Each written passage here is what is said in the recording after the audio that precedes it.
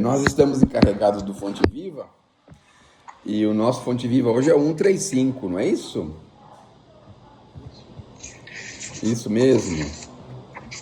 Então vamos lá para o 135 do Fonte Viva. Desculpa sempre. É o capítulo 135 do livro Fonte Viva. Se perdoardes aos homens as suas ofensas, também vosso Pai Celestial vos perdoará. Quer dizer que tem uma condicionante aí, não é? Para sermos perdoados é preciso perdoarmos. Muitas pessoas às vezes reclamam, né, que estão sofrendo uma prova muito forte, muito grande, mas nunca tiveram a disposição de perdoar aquilo que receberam de alguém, alguma dificuldade, algum problema. Está aí a chave de muitas questões que nós precisaríamos ter para poder entender que nós podemos aliviar as nossas provas, as nossas dívidas, quanto mais nós soubermos perdoar os nossos semelhantes, não é isso? Por mais graves te pareçam as faltas do próximo, não te detenhas na reprovação. Condenar é cristalizar as trevas, opondo barreiras ao serviço da luz. Então é assim, na maioria das vezes também a gente sempre tem aquela palavrinha mais difícil, mais complicada, e normalmente a gente precisaria também de compaixão pelas nossas próprias ações, não é? Procura nas vítimas da maldade algum bem com que possa soerguê-las, assim como a vida opera o milagre do reverdecimento nas árvores aparentemente mortas. Então, é a dificuldade, é a crise, é o problema, se a gente conseguir arrumar formas, forças, condições, para não deixar aquilo ser alguma coisa demorada, uma pequena eternidade, se a gente conseguir refazer como as árvores se refazem, ou seja, passou o período da dificuldade, a gente ter forças para continuar adubando, molhando, para que a árvore refloresça novamente. Assim o espírito humano, não é? Na maioria das vezes, quanto possível, a gente também não pode só condenar, não é? A gente vê aí as condenações públicas de televisão, da mídia em geral, dá a impressão que a pessoa vai ser condenada e nunca mais vai conseguir se restabelecer, se refazer.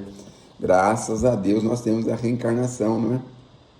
Porque por pior que nós estejamos agindo, nós sempre teremos condições de nos refazermos, de nos reajustarmos perante essas leis. Aí o Emmanuel fala também aqui, olha, antes de tudo, lembra quão difícil é julgar as decisões de criaturas em experiências diferentes ou que divergem da nossa. É difícil sim, porque a gente não consegue ter o ponto de vista que a pessoa tem. Aliás, a gente precisaria fazer um grande esforço para procurar ver o ponto de vista dela também, não é? Mas a gente não faz isso. Normalmente a gente age de acordo com o nosso ponto de vista, não é? Como refletir apropriando-nos da consciência alheia e como sentir a realidade usando um coração que não nos pertence. Realmente, nós nunca sabemos toda a história, né? Tem esse fato. Às vezes acontece um grande problema na vida das pessoas, na mídia, por assim dizer, não é?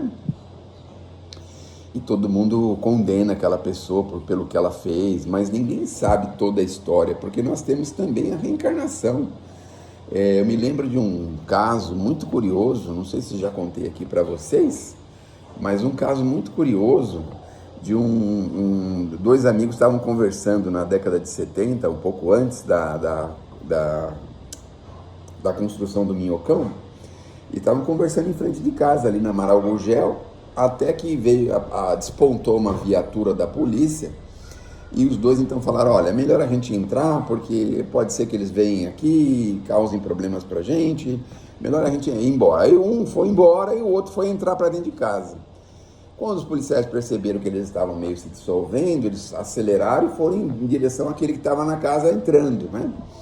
E o policial deu voz de prisão 2 ou 3 vezes e a pessoa não atendeu. Aí ele pegou e desferiu um projétil, matou a pessoa. Foi um clamor público muito grande, porque o moço morreu e tal. Só que ele mandou uma mensagem pelo Chico. Ele disse o seguinte, especialmente para a mãe, né? Para a mãe não ficar com tanta raiva daquele policial, porque ele tinha em outras vidas, diversas outras vidas, mas 3 ou 4 vezes, ele tinha tirado a vida do policial. Então, para que ela não tivesse raiva, ódio dele. Porque tinha uma agravante aí. O moço não atendeu o policial porque era surdo.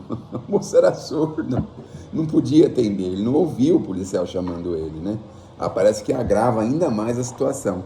Então, muitas vezes é assim. A gente vive aí alguns dramas, algumas coisas, mas a gente não conhece toda a história, não é? Se o mundo hoje grita alarmado em derredor dos teus passos, faze silêncio e espera. Eu acho que com o tempo tudo vai ser esclarecido, todas as coisas vão ser esclarecidas, não é? A gente não tem paciência, a gente quer resolver as coisas, mas não tem paciência.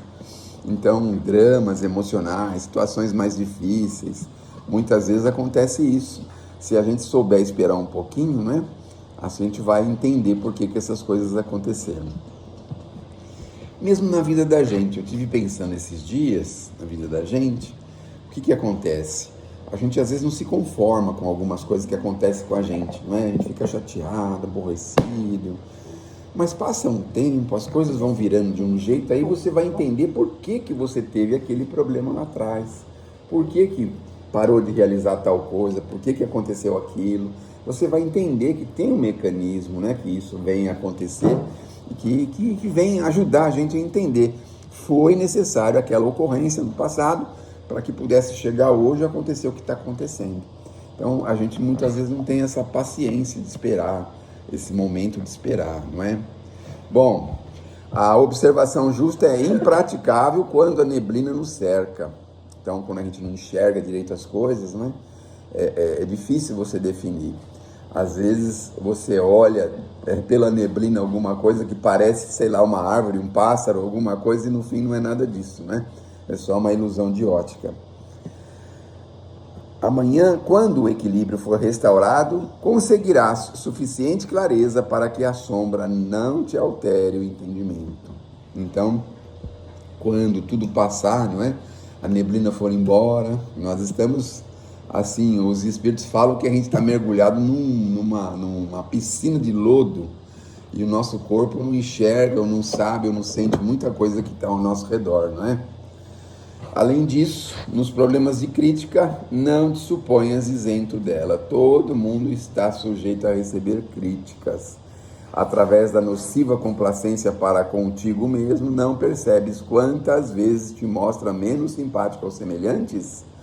Então, a gente gosta de dizer do outro, mas nunca sabe quanto a gente está também sendo insuportável para as pessoas. Assim como as pessoas são insuportáveis para a gente, algumas delas, nós também somos para algumas dessas pessoas insuportáveis, não é? Se há quem ame as qualidades louváveis, há quem nos destaque as cicatrizes e os defeitos. Se há quem ajude, exaltando-nos o porvir luminoso, há quem nos perturbe, constrangendo-nos à revisão do passado escuro. Ou seja, os nossos acusadores, mas como os espíritos costumam falar, muitas vezes são os nossos melhores amigos, porque eles conhecem a gente do passado, ou sabem dos nossos defeitos profundos, que muitas vezes nós mesmos não sabemos, ou tentamos escondê-los, não é? Usa, pois, a bondade e desculpa incessantemente. Ensina-nos a boa nova que o amor cobre a multidão de pecados. Olha aí. Então, se a gente conseguir desentranhar da gente aquele sentimento maior de amor, isso vai fazer com que a gente possa devagarzinho compreender melhor a humanidade e amar a humanidade, não é? Porque às vezes a gente fica tão desanimadinho com o próprio ser humano, com o próprio irmão, com os próprios irmãos na Terra, mas quando a gente usa o coração, o sentimento, e usa esse sentimento de compaixão que Jesus mostra pra gente, e que ele usou também, não é? Pai, eles não sabem o que fazem, ou seja, sem nenhum pingo nenhum resquício de raiva, nem de rancor, nem nada disso, simplesmente eles estão fazendo isso porque eles não sabem, não é? Quem perdoa, esquecendo o mal e avivando o bem, recebe do Pai Celestial, na simpatia e na cooperação do próximo, o alvará de libertação de si mesmo, habilitando-se a sublimes renovações. Ó, que beleza receber um alvará divino, né? Já pensaram que beleza? A gente receber esse alvará e poder agir, né? Poder se desenvolver, poder fazer as coisas que precisa. Mas é isso que ele fala para a gente com relação ao perdão. A gente se liberta das situações, das coisas, das pessoas, mas as situações mais complicadas, né? A gente não consegue alcançar o valor do perdão, porque muitas vezes, quando a gente está no exercício do perdão, nós tínhamos uma carga muito grande negativa para receber, e quando a gente está no exercício do perdão, essa carga é minimizada ou é neutralizada, a gente não recebe, né? Não recebe aquela coisa pesada que nós poderíamos receber e até mereceríamos receber, não é? Mas se a gente aprende a perdoar, devagarzinho a gente vai se habilitando. Imagina só, os espíritos de luz. Imagine um espírito de luz que não precisa perdoar, primeiro porque ele não se ofende, segundo que ele já se resolveu com tudo isso, então ele vem até a Terra, vem nas casas religiosas, espíritas ou não, para ajudar o ser humano. Então ele não vem perguntando o que a pessoa fez, qual é o passado dele, qual é o histórico, qual é a ficha dele. Ele vem e ajuda porque ele tem amor pela humanidade, quer dizer, é assim, aquele amor incondicional, que nem Jesus fala do perdão tantas vezes no Evangelho, que é justamente para a gente focar nessa questão, porque aqui na Terra, é sempre a gente vai precisar exercer o perdão, porque nós somos muito, como é que eu posso dizer assim, melindrosos, qualquer coisa nos aborrece, nos irrita, não é? Qualquer coisa nos tira do sério, então aqui nós precisamos o tempo todo usar o perdão. É claro que com o tempo a gente vai apagando essa ideia, porque com o tempo as coisas vão diminuindo. Quer ver um exemplo que me ocorreu agora? O trânsito. Quando a gente aprende a dirigir, por exemplo, aí a gente começa a dirigir até que bem, relativamente bem, né? Aí a gente começa a perceber o defeito dos outros. Aí, não deu a seta, não fez não sei o quê. Xinga porque a pessoa parou em cima da faixa, xinga para cá, isso. Mas aí o tempo vai passando, vem a experiência do trânsito, a experiência da vida, e a gente não vai nem mais percebendo que essas pessoas estão fazendo coisa errada. O fulano não deu a seta. Tudo bem, eu acho que ele não lembrou de dar a seta. O fulano parou. Não tem problema, eu também já parei. Quer dizer, a gente nem precisa mais perdoar ninguém, porque a gente está mais ou menos, diríamos assim, escolado, né? Já está mais ou menos sedimentado em algumas coisas. Então, para a gente, aquilo já não ofende mais. Agora, você pega um motorista, um recém-habilitado, vamos dizer assim, né?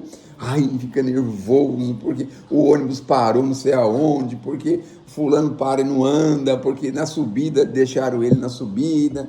E a gente, com o tempo, vai largando tudo isso. Eu acho que a vida vai ser assim para a gente também, não é? As coisas que nos incomodam hoje, daqui a algum tempo não vão mais nos incomodar. Então, a falar de perdão, não precisa perdoar, a gente não se incomodou, não é mesmo? Que Deus nos abençoe, que Jesus nos ilumine.